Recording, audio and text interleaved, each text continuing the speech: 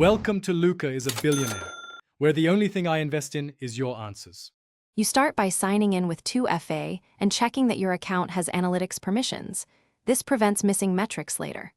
Once done, connect the platforms you'll optimize: Instagram, TikTok, YouTube, Twitter, because the dashboard cross-combines engagement for trend detection.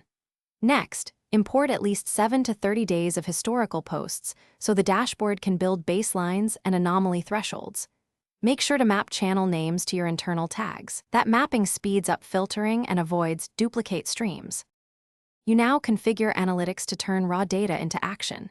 Choose KPIs like engagement rate, reach, CTR, and watch time so comparisons are meaningful.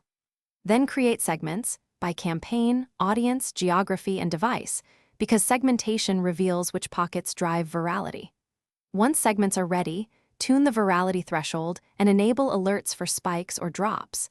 This ensures you're notified when something is catching fire or failing. Finally, schedule recurring reports so team members receive insights. You finish by turning insights into actions. Prioritize posts with high engagement but low reach for paid or organic push because they convert quickly. Then set short/B tests on thumbnails, captions, post times, and CTAs to iterate toward higher reach and retention. Once you deploy changes, monitor cohort performance for at least 72 hours to validate impact. If something breaks, reindex data, refresh API tokens, and check active filters. That single misapplied filter often hides results and stalls your workflow.